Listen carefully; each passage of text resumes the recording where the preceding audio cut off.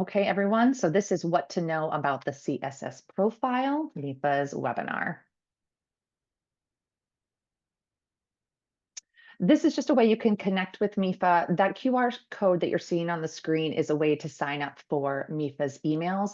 If you're not receiving MEFA emails, we send emails about once a week, once every 2 weeks with great information about college planning topics. If you have a high school senior, as I'm guessing many of you do, it's really going to give you some great information about admissions and financial aid. So would invite you to sign up for those emails. If you haven't already, you can click on that QR code, or I should say, take a picture with your phone. And you can also sign up for emails on our website if you're not able to do it now. On the right-hand side, you can see all our social media handles. We're all over social media. Again, just posting relevant college planning topics for families who are looking ahead to college and career. How to participate. I know many of you have been on Zoom for many years now, but for those who are somewhat new, here's your control panel with different ways that you can interact on the webinar today. If you do have questions, go ahead and type them into the Q&A box. Julie will be answering some behind the scenes. And if there's any common questions, we might answer them at the end, or if any come in at the end. But feel free to type in those questions as you have them throughout the webinar. So about MEFA, many of you are probably familiar with us, but we are a state authority created by the Commonwealth in 1982. And our sole purpose is really to help families like yours plan, save, and pay for college. So we have a lot of resources to do that. And we're always happy to give guidance to families as they're navigating the process of planning for college. So let's jump right into the CSS Profile. This is essentially a financial aid application for college, and it's administered by College Board. That's the same organization that runs the SAT and the AP exams. And the CSS Profile, or Profile for short, is required by about 200 colleges, universities, and scholarship programs across the country. All of those colleges that use the profile also require the FAFSA. So if you see that a school requires the profile, you also have to do the FAFSA. You're going to do the FAFSA for financial aid, and then you're going to do the profile. And to send them to schools, all you do is list the schools when you fill out the application. So you do each application one time, list the schools that you want to receive it, and then it'll be sent off. The profile is essentially used by colleges and universities to award their own financial aid funds. Sometimes we call that institutional funds.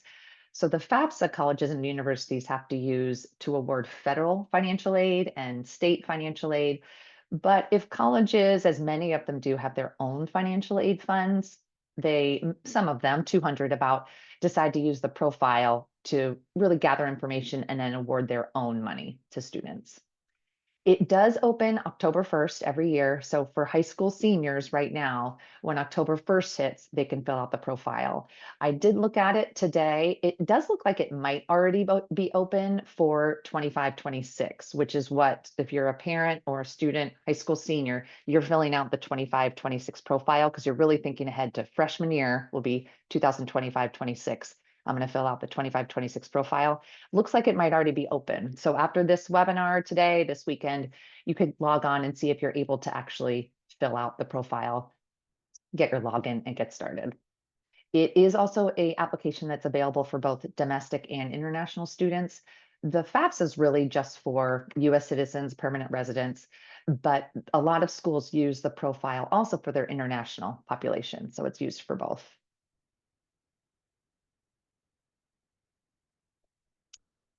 Institutions use the profile mainly because it's way more detailed than the FAFSA. And if you've done a FAFSA, it does go into some detail about your finances. Profile asks a lot more detailed questions about your income, about your assets, about who lives in your household. And colleges believe that getting extra information, getting a lot of this detail, helps them more equitably give out, distribute their own financial aid funds. So they opt to use the profile, which they have to pay to use, really to make sure they're getting all the information they can from families to ensure that they're giving out their financial aid fairly. So that's why schools choose to use it. And again, they use it in addition to the FAFSA. It also allows colleges and universities to ask customized questions. So if I'm a university and I really want to know a detail about families, that's not already in the listing of profile questions, I can add that as a supplemental question. And you'll see that when you're filling out the profile that ABC University decided to add this question. When you answer it, your answer is only going to go to that university, and they'll then use that information when they're assessing your eligibility for financial aid. The profile also lets families provide special circumstances, and that basically means you can write a note to the financial aid offices. So you'll see that a little bit further on in the presentation, but you'll have the opportunity to actually type in anything you want to the financial aid offices that review your profile application. If you have a special expense that you want them to know about or a special circumstance in your household, you can actually communicate that in written form. This is where you're going to start to fill out the profile. This is the homepage, just cssprofile.org is where you can go. And you'll see starting on the left-hand side, high school seniors, as I mentioned, are going to apply for 25-26. So that's the link that you'll click on. You can see there's a list of participating schools. These are the schools that use the profile. Schools have to opt into this list. I don't know why a college wouldn't want themselves listed, but this might not be a 100% accurate list of every school that uses the profile. So if you have a list of schools where your students applying and you want to know which ones require the profile, which don't, the best thing to actually do is to go to each college's financial aid webpage and look to see what the requirements are. Most schools will be listed on this participating schools list on the profile website, but just to be sure, go to every school's financial aid page and find out their requirements if they require the profile. And of course, all will require the FAFSA. Also on this homepage, you'll find some profile tips, information for parents. That's really for parents who have a divorce or a separation, and we'll talk more about that as far as who fills out the profile. And then at the top, you can see there's some resources in Spanish as well. Let me click through and show you. This is the participating schools list. So if you click on that link on the homepage, this is the list that you'll see. This is just the very top of the A's and B's. Every school has a CSS code. Then you'll see the name of the school, the state where it's located. And then you'll see, is this profile, is it used for domestic students? Is it used for international students? So you'll be able to see that. And then you'll see, is it required for non-custodial parents? And we'll go into that in more detail, but some schools do require non-custodial parents to do their own profile. So you'll see that list on there as well. And then some schools use a program called iDoc. It's basically a service where you can submit your documents for schools to review. We'll talk about that too, but that's the listing that shows, does the school use iDoc or not? So you can check on this list. Also, toward the bottom of the homepage are some additional resources about fee waivers for international students, again, about non-custodial parents. So my recommendation is when you go to the profile homepage for the first time, just look at everything on the homepage, review all the resources that are applicable to you, and then you can go ahead and start the application. So when you start the application process of the profile, you first need to sign in. Probably the easiest thing to do is to sign in with your student using your student's College Board account, which they probably already have from doing the SAT or an AP exam. That will allow you to get right into the profile. So log in using your son or daughter's College Board account, and then you can go ahead and start the profile. If you would rather create your own login as the parent, maybe you don't want the student involved in seeing your finances or really having to log in at all, you can create your own account as the parent, but there's not a parent account option right now. So instead, what you'll do is you'll create a new student account with your name. So my name's Meredith. If I wanted to create my own account for my daughter's profile, I'd create a new student account using my name, even though my daughter's the one going to college. I'd put my name, Meredith Clement, my email address, all my information. It's a little confusing because it looks like I'm creating a student account, but it's just the only way to create a new parent account. So I'd create a student account using my information as the parent. You do need a separate College Board account for every student. So if I'm a parent and I have twins and they're both applying to college to profile schools, again, probably the easiest thing is to have each of them log in to their College Board account to do the profile. If I don't want them to log in and I want to log in, I'm going to have to create two separate College Board accounts with two separate email addresses to do each profile. The profile is customized, meaning that as you're answering the questions, it's going to give you questions that are relevant to you and take away questions that are not relevant to you, which is helpful. And then once you list the colleges where the student's applying, you might get some of those supplemental questions come in. There are some modern features in that you can create, or I should say, you can complete the profile in any order. So maybe you start with one section and then you want to jump ahead and then you want to jump back. You can certainly do that. As sections are completed, there'll be a check mark. You can also complete it in multiple settings. So you can start it, save it, go back, which is great because you might need to gather some more documentation. And it is mobile friendly, so you can do it on a mobile device.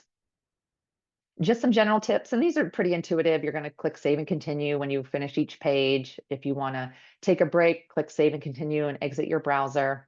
Use the buttons within the profile application instead of in your browser. So as you're going forward and backward, use those buttons.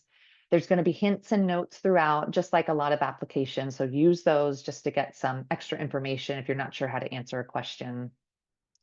Do answer every question where you have an answer, even if it's not required. And one example of that is the Social Security number. You don't have to list your student's Social Security number on the profile. It's not a required question, but it is very helpful for schools to then tie your profile to your student's record at that school. It's just one more way. They'll look at the name, they'll look at the address, but it just makes it easier for the college to tie your profile to the student's admissions record. So go ahead and put that in. And then if there's a question that's not required and you don't have an answer, it's not applicable to you, go ahead and leave it blank. So on the profile, you're going to list parent information, and you're actually going to report all parents of the student. So that includes biological, adoptive parents, and then any step parents. So there might be up to 4. If there's a divorce situation, both parents are remarried, you might be listing 4 parents. Even if a parent has passed away, go ahead and list that parent, and you'll have the option to indicate that that parent has passed away. For every parent, you're going to have to list a date of birth and an email address. So make sure you have all of that before you begin. If there's a legal guardian situation where the student has a legal guardian, the legal guardian is actually going to act as the parent and put in their information as the parent. That is different than on the FAFSA. If I'm a student and I am in legal guardianship on the FAFSA, I actually am what's called an independent student, and I don't have to list any parent information, and I just list my own. On the CSS profile, I'm going to list my legal guardian as my parent. If I'm a student and my parents are divorced or separated, we need to determine as a family who's my custodial parent and who's my non-custodial parent. And just like the FAFSA, the custodial parent is going to be the one who provided the most support to me as the student in the previous 12 months. So my parents are divorced. I live with both about half time, but I feel like my mom probably provides most of my financial support. She pays for most things, takes care of a lot of my expenses. So I'm going to decide my mom is my custodial parent. And so as that, my mom, and if she's remarried, let's say she's remarried to my stepdad, my mom, my stepdad, and I are going to fill out my profile. We're still going to list my dad and my stepmom. Let's say my dad's remarried. We're still going to list their names on the profile, but really my custodial parent, my mom, her current spouse, my stepdad, and I are going to fill out the profile. Some schools, not all, but some schools that require the profile also require a non-custodial profile to be filled out. So in my case, that would be my dad. My dad might have to fill out his own profile. We'll talk about that in a little bit, but that's going to be a requirement. You can check the school's financial aid webpage to find if that is really required, but that's something to note. And if I'm a student who, again, has this divorce or separated parent situation, I'm going to list my non-custodial parent's email address, and profile is going to send an invitation to that parent to ask him or her to fill out the profile. So in my example, I'm going to put my dad's email address. Profile is going to email him and say, your daughter is filling out a profile and you need to fill out a separate profile. And on the right-hand side here, you can just see a listing of how the profile actually indicates. So it'll list all the parents that you've put on the application, and then it'll say, which ones are going to fill out this profile? Really, who did you decide is the custodial parent? Is there a current spouse? And you'll check those people off. Sometimes non-custodial parent information is not available. So maybe I'm in a situation where I have a non-custodial parent. I know he's alive or she's alive, but for some reason that person cannot fill out the profile. There's going to be some questions that I can answer as the student, and that's going to be, is the non-custodial parent deceased? Maybe that parent has passed away. Unknown, I'm not sure who it is, incarcerated, there's a legal order against this person. Or it could also be that I don't really have a non-custodial parent. Maybe I was adopted by a single parent or conceived by a single parent, or I'm just really not in touch with that custodial parent. He might exist. I don't know. I'm not even sure where he or she is. So if that's the case, I'm going to answer these questions to let the profile know that I really can't provide non-custodial information. Based on the answers I provide, that requirement might be removed. But if it's still required, if the profile and my colleges are still saying, no, we really need non-custodial parent information, there's a chance for me to go on and send a waiver request. And there's a profile page where you can actually fill out a form. It's also good to communicate with the college. If they're saying, we need your profile from your non-custodial parent, and I can't provide that for whatever reason, I need to communicate that to the school and find out what the school needs. Do they want you to fill out a waiver request form? Do they just want a letter or an email? Explain your situation, and then they'll make a decision whether they can waive that requirement. So as the non-custodial parent, let's say in my example that I gave, that was my dad. I'm going to give his email address. He's going to get an email saying, go ahead and submit a profile. It's going to be separate from the one that my mom and I fill out. So he has his own profile. He's going to go to the same website. He's going to create his own account. So he needs to create a student account under his name, kind of go through that confusing process. I'm going to have assigned to me what's called a CB FinAid ID. This is just my ID number that was assigned to me when I started my profile as the student. That'll be in the email that is sent to my dad. So he'll take that ID number, he'll fill it in. And that's what's going to tie his profile to mine behind the scenes. When he fills out, my non-custodial dad, when he fills out his profile, he doesn't have to repeat my information, my income, and my assets as a student. He's just providing his information. He doesn't have to list the colleges where I'm applying. I already put that on my profile. He's just going to submit his profile with his own financial information. And he can't really fill that out until I've started my process. So if you're a non-custodial parent on the webinar right now and you're thinking, I want to get a jump on this, your student really has to start the process, invite you, and then you can do your profile. And again, if I'm a parent who's doing two separate profiles for two different students, I'm going to need two separate accounts. And just to note that custodial parents and the student, that profile, and the non-custodial parent, they can't see each other's information. So there's no way the non-custodial parent will see the custodial parent information or vice versa. So let's talk about general information that everyone's going to submit on the profile. For the student filling out the profile with the custodial parent and that parent's current spouse, you're going to list the colleges where the student's applying, and you're just going to list the ones that require the CSS profile. So you're going to select those. And then parents and students are both going to report their 2023 income. This is just like the FAFSA. So the 25-26 FAFSA and the 25-26 profile, which is for students who are in college 25-26, they're going to submit 2023 income. So it almost looks back 2 years. The profile also asks you to project your 2024 income. So it'll say, based on how you're earning income this year in 2024, what are your earnings looking like for this year? So it'll ask for that as well.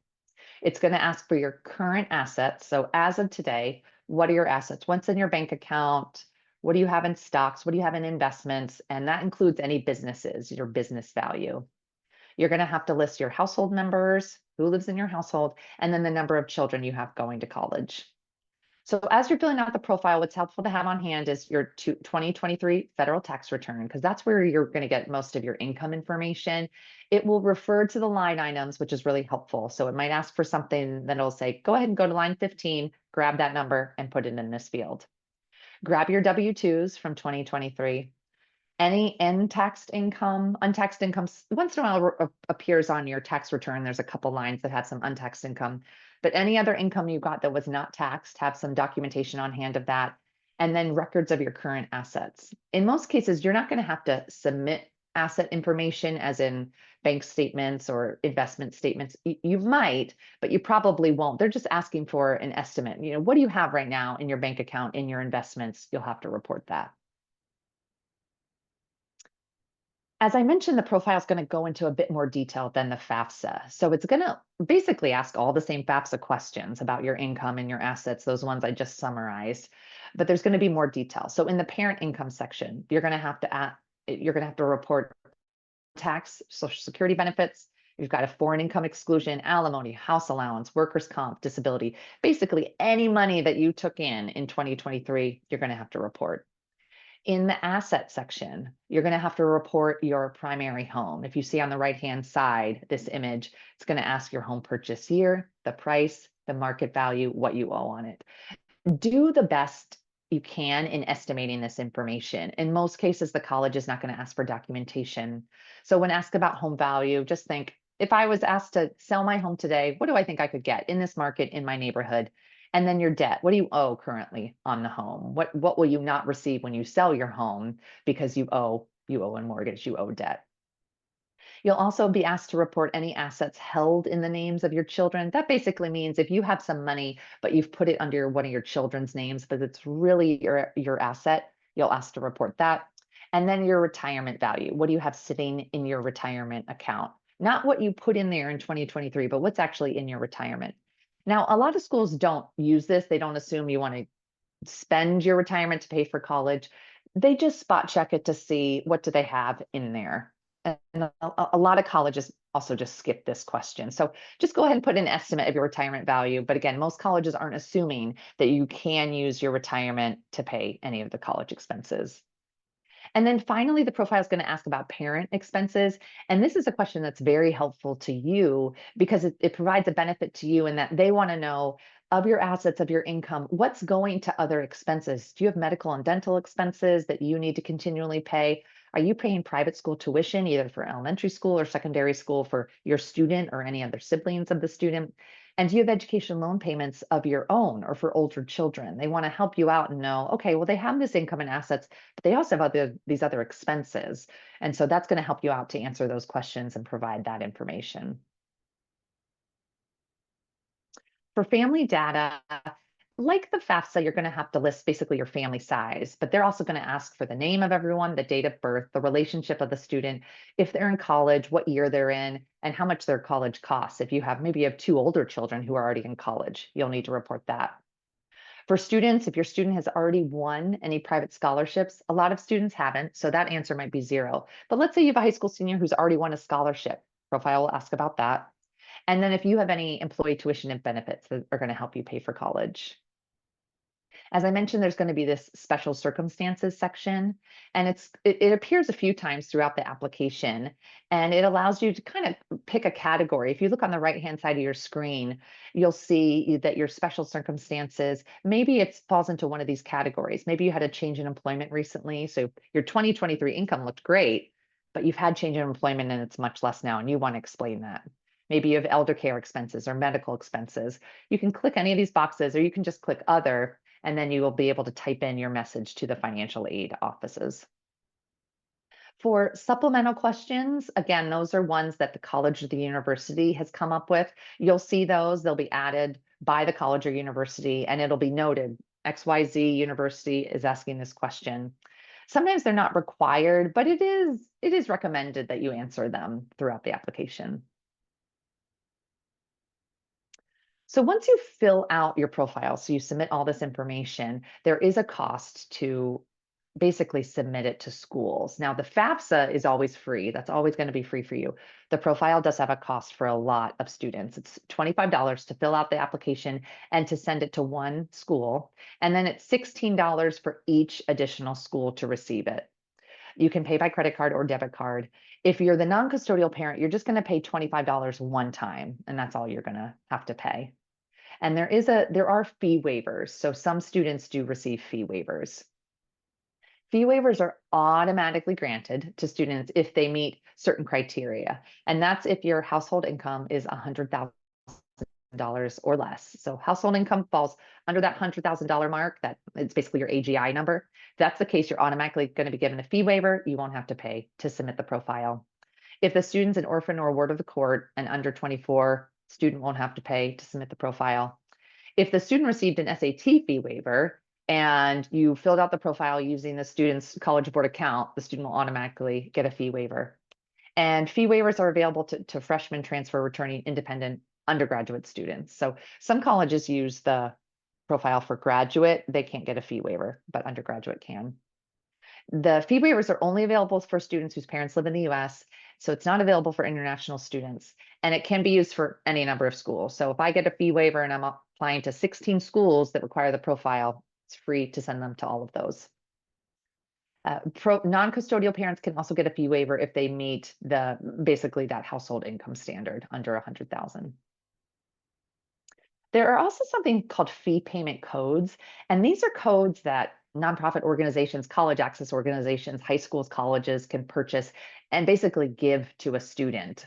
So if I'm a student and I'm working with a college access organization, I can't afford to submit my profile and maybe I don't qualify for a fee waiver, but this organization has bought some fee payment codes, they can give me one, I can enter it in, and that will essentially pay for me to submit the profile. It's one code to submit to one school, so one for one, and there's no limit on how many students can use. So in submitting the profile, once you fill out all of your questions, your income, your assets, your household information, you are going to be given a chance to review the entire application. So go ahead and do that. Make sure you gave the right answers. You didn't mix up parent and student data as you were answering the questions. There will be some prompts if there are some inconsistencies that the profile, while reviewing your application behind the scenes, thinks like this number doesn't seem right. You might be given some prompts to double check a number. And you will be able to print your answers too if you'd rather review that way. So you'll be able to review all your answers. You're going to check a box to say, yep, I'm going to certify this is accurate. And at that point, you'll be asked to pay. And you can see on the right side of your screen, that application fee will be listed, the colleges, the total charge. And then if you have many schools, you'll have all of those schools listed. There is a dashboard on your CSS profile. You can access this anytime. You'll see on the top right of the application, you can click right into your dashboard. And this is going to include a lot of information about your profile. So the application status, whether you've submitted it or it's in progress, each college where you've submitted the profile, the deadline, the day you actually submitted it, and any additional documents that are required. So if they're requiring maybe IDoc that we'll talk about, that'll be listed there. Next steps as well, and then your receipt showing that you did pay. This is also where you can easily print or save the application to your desktop. And this is also where you can add a college. So you can see on the right-hand side of your screen, that blue button, add a college or program. So let's say you do the profile, you submit it, maybe you're got 5 schools on there, and then 2 weeks later, your child comes to you and says, I want to apply to one more school that requires the profile. You're going to log back in, go to your dashboard, click on add college, put in that college, and then submit. And at that point, you'll pay again for that extra submission. This is where there'll also be a link to IDoc, that service where you can basically enter in all the documents required by colleges. And the dashboard is also where you could enter in the non-custodial parent's email address. So if I'm the student filling out the profile, there'll be a couple opportunities for me to list my non-custodial parent's email address, but on that dashboard is another one. So I can put in my example, my dad's address, click in, and he'll be sent an invitation to do his profile. That's also where that ID number I mentioned, the CB FinAid ID, that's also listed on the dashboard. Now, this is new in the last few years. Now, families can do one correction to the profile. So let's say you fill out your profile, you submit it, and then you realize you made a big error. You put the wrong amount of assets, or you messed up something with the income. You can submit your correction one time for application. You're going to log back into that dashboard, and you'll indicate that you want to do a correction. And there's a couple basically options where you can say, I messed up. I indicated I was an independent student and I'm a dependent, or I indicated I didn't have a business and I do. But there's really catch-all box that I imagine most people use where you can just select, I made a mistake. I forgot to list something. Basically, I made an error. And at that point, you would put in a written explanation of the number that's wrong or the field you forgot to fill in.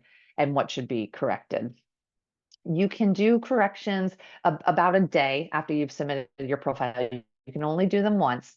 And you can't submit a correction and then add a college at the same time. So probably what you want to do is add a college and then do a correction that will go to all the schools. And there is no charge to submit a correction. There's no extra fee.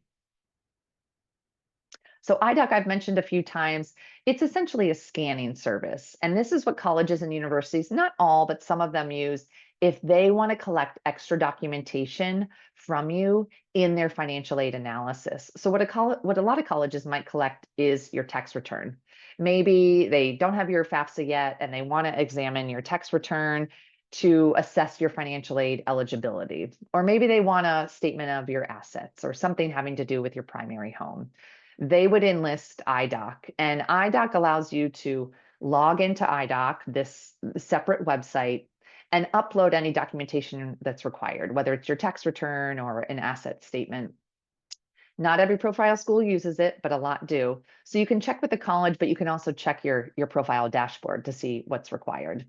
The IDOC website actually has a separate student dashboard. So you can go over to the IDOC site, and again, you'll link over from your profile dashboard. And in there, it will tell of the required documents. So it might say, please upload your 2023 tax return. The documents have to be in certain form. They can be JPEG, they can be TIFF, or they can be PDF. And probably most of your documents are in that format already. If you are required to submit your tax return, make sure you submit both of those two main pages, but also any schedules, any extra pages, so that everything is submitted to the college, just so there's not any delay and they don't have to come back to you and ask for the rest of it. You are also going to have to sign documents. So if you submitted your taxes electronically, you might have to print out that signature page, sign it, upload it again, and then submit it to IDOC. There is a separate customer service line for IDOC that's on the IDOC website, but we've included it here as well. And that IDOC website is idoc.collegeboard.com. Again, you should be able to link to it from your profile dashboard, but if you want to go right there, that's how you'll find it. There is an IDOC overview. This is right on the College Board site. This is just an overview of IDOC. If you really want to dig deep and know exactly how it works and exactly how the process is of uploading your documents, you can go through basically this short presentation, short webinar that explains the intricacies of IDOC. And this is going to be your profile customer support center. So this is where if you click on contact us anywhere in the profile application, this is the page you'll get. So you see that there are the hours listed, the phone number. You'll see all the way on the bottom right-hand side, if chat is available, that blue live chat box will pop up. You can click in there and chat with a customer service representative. There's also an email address that we added to the screen. So some years it seems that the profile includes this email address on their customer support page. Some years they don't. So we went ahead and just added it on here. So that's the email address for profile. Because they don't list it, it's probably best to call or to chat, but this is an email address that you can use. Both students can use it, parents can use it, and colleges and universities. So that'll reach that profile support center. So different things that you can do now as you prepare for the financial aid process.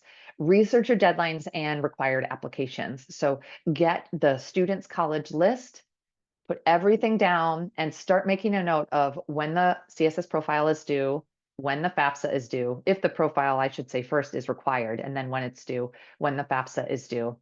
And start completing your applications. Profile, again, opens on Tuesday, October 1st, might already be open, so you can go ahead and check after this webinar, see if you can create a login and start the application.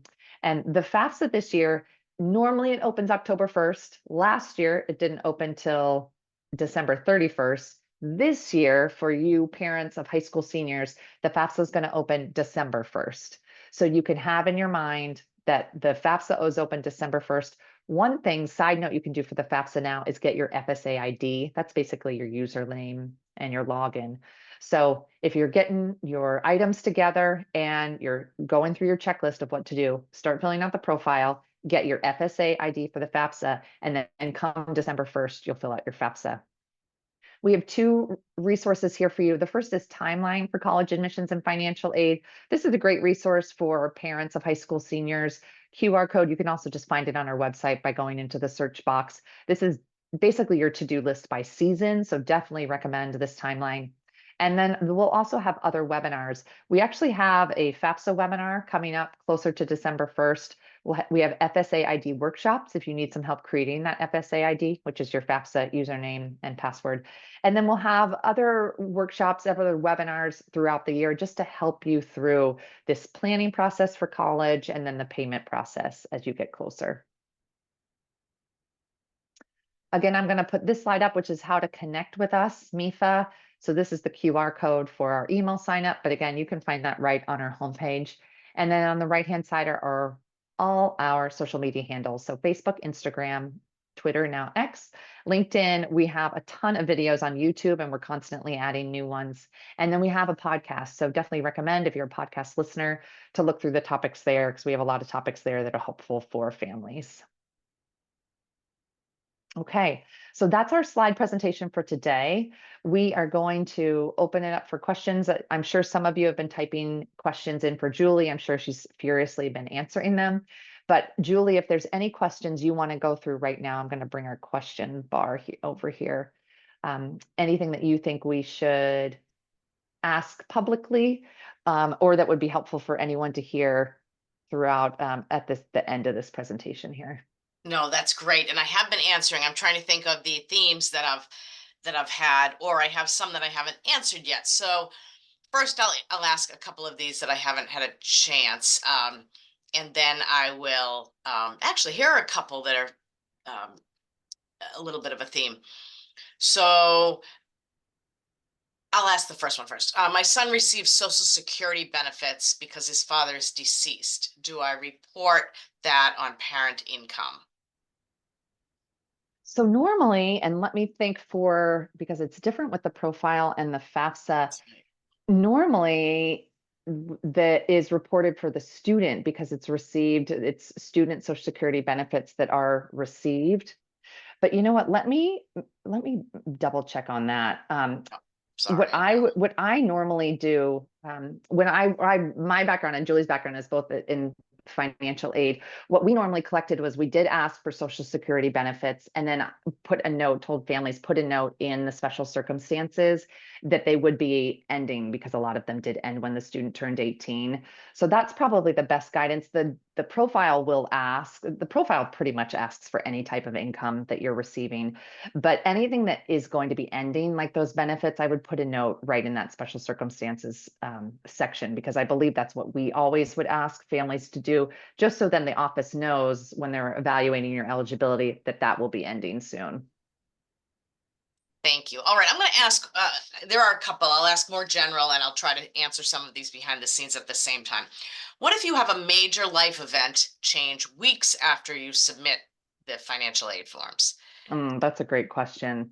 So always what is important to do is communicate with the financial aid office. So, and this happens a lot with families where they submit the financial aid applications and then someone gets laid off, the main breadwinner, or something happens where that's really a huge medical expense, or there's a huge household expense. A tree falls on your roof and you've got a $20,000 now charge on your family. Definitely communicate that to the financial aid office. So you can simply submit an email or you can submit a letter. I think what most families are doing now is submitting an email. Send it to every financial aid office, include any details that you can, including any documentation. So if there is something where there was a layoff, include your layoff notice with an estimate of, now, this is what I think our family income is going to be. If there was a huge expense, show that bill of what you just had to pay for a household repair or a medical expense. Submit everything to the financial aid office. The key is submitting documentation, because then that shows that, yep, we had this expense. This is what we did pay. Make sure you have the student's full name. If there's, usually students have basically a school ID. Once they've started the admissions process, include the student's ID. And then you can also follow up with the financial aid office after the fact to make sure they did get your letter, but send that information, because then they can take that into consideration when evaluating your eligibility for financial aid. And could you talk a little bit about verification and what colleges might follow up and ask about? Yeah, so verification, first there's a federal process called verification that basically a set number of students every year are selected for verification, which means they might have to verify the information that was on their FAFSA. And then in addition to that, some schools who use the profile, or even some who use the FAFSA, do their own process where they're also verifying certain information. So it might be something on your tax return.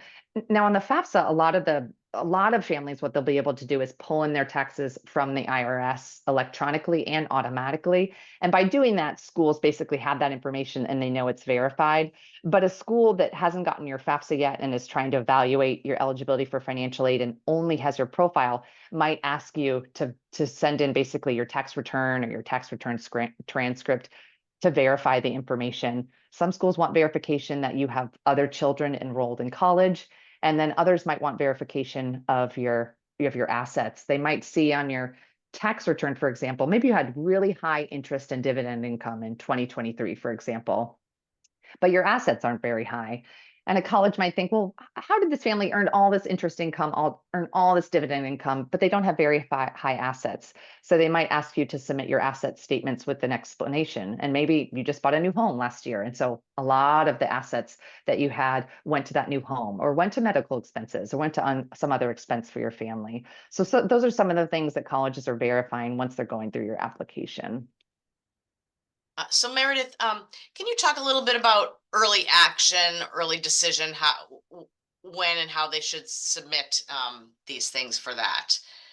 Yeah. So if you're applying early action or early decision through admissions, and probably most of you are aware, but a lot of schools have a process where instead of applying through kind of the regular timeline for the admissions application, you might submit early. That might be as early as October or November. So you're submitting your admissions application early. And in a lot of instances, there might be an earlier financial aid deadline. So a school might say, we want your admissions application by October 15th. And we also want your CSS profile by October 15th, or maybe it's November 1st. So you'll need to make sure if you're going through early admissions, whether it's early action or early decision, that you're submitting your financial aid applications by that deadline, by the early action or early decision deadline. So make sure you know those early deadlines. And in a lot of cases, the college can then come back and give you an estimated financial aid offer. Now, the FAFSA, as we said, isn't open till December 1st. So they might come back and say, we've admitted you early action. Here's an estimate of what we think we could provide in financial aid, but we really need to get your FAFSA to really finalize this financial aid offer. But they might be able to give you an estimate based on your profile, which maybe you sent to them October 8th or 9th. So that's how the process is going to work. Everything won't be final until you've got your FAFSA off to all those schools, and they can basically verify your FAFSA information, reconcile everything. But that's how the process. You could get a financial aid offer that's a little earlier, which is great. All right. And here's a question. When they ask for other dependents' college expenses, what do you put if you have twins both entering college and you don't know what the other child's college expenses will be? Oh, that's a great question. Mm, So you could estimate, and this is really a tricky question because sometimes you have no idea. So you could put roughly an estimate of what the school costs, or some families have done maybe an SAI calculator, a student aid index calculator, just to get an estimate of what their eligibility might be for financial aid. And you could assume, well, I think I'm going to get all this financial aid, so I might have these expenses. The other thing, if it were me and I had twins, I would probably put a note in the special circumstances saying, I don't know. I made an estimate of what our college expenses will be, but we really have no idea what our other child will get in financial aid. So we're assuming this amount. I would definitely lowball it. But really, I would put a note in that special circumstances right on the application, just to say, I have twins, they're the same age, and we won't really know what our expenses will be until we get those bills in the summer. that's great. Um, Someone is just asking, what if your income slightly exceeds 100,000? Does that mean you will have to pay? Yeah, I mean, what the profile has said, it's really based on your AGI. So what your AGI is on your taxes. So it's an automatic process too. So there's not really any wiggle room. There's no one evaluating it. So if your AGI is a bit over, you likely will have to pay, and you won't qualify for one of those fee waivers. That's great. I'm thinking, Meredith, maybe we can talk about the plan for the rest of these questions. It's they're coming in faster than I can answer them at this point. Here's a good one though. Uh, do I need to submit the CSS profile if I'm only applying for merit aid? Oh, that's a good question. So Yeah. a few colleges, and there's not many, sometimes require the financial aid applications, even if you're applying for merit aid.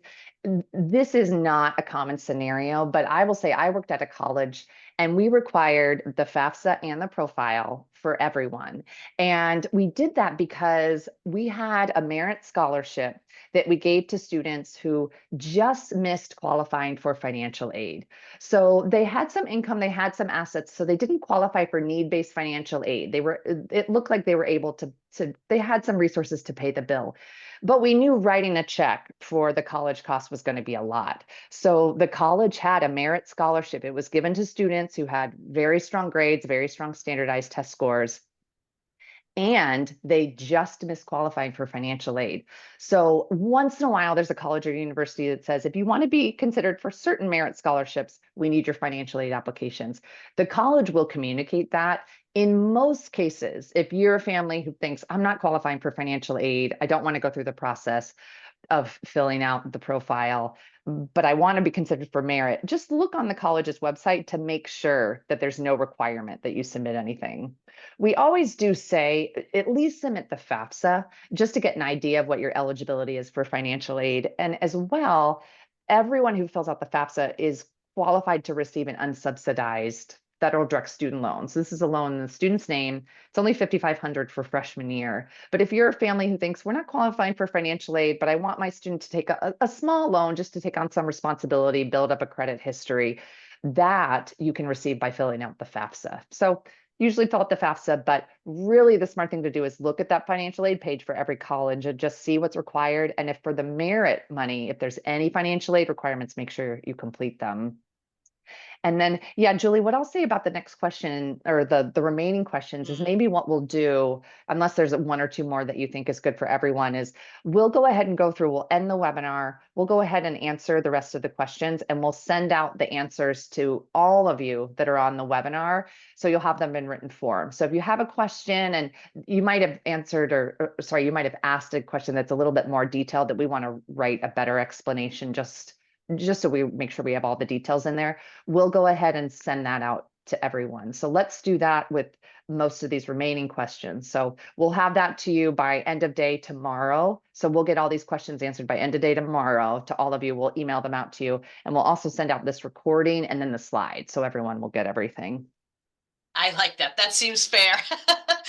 And also so that I can be more thorough too, because I've been quickly trying to answer as many as possible. That's great. That's great. Okay, awesome. So any other questions anyone has, quickly write them into the Q&A. And again, this is our toll-free number and also our email address for MEFA. So if you have questions that you didn't get to today, or you think of after the webinar is over and you wish you had asked it, please call us. We have a customer service team, very small customer service team that is very knowledgeable in everything related to financial aid. So call us, you'll get one of our basically 8 or 9 great representatives. And you can also email us. So we go through, we get every email, answer every email, so you can email us. Also on our homepage, if you have really specific situation, maybe a lot of special circumstances, and basically you have a lot of questions, we have an opportunity where you can basically set up an appointment one-on-one with one of our customer service or college planning team members. So that's available on our homepage as well. You see there's basically a link for a one-on-one appointment. So you can fill that in, indicate what you want to talk about, and then one of our team members will contact you, and then we can set up a Zoom call with you just to answer any specific questions you have. If you want to screen share or show something to us, we can answer questions at that point as well. Okay, great. Well, thanks for joining today. Again, we'll send out information by end of day tomorrow with this recording and answers to these questions. So we appreciate you taking part, and we'll talk to everybody soon.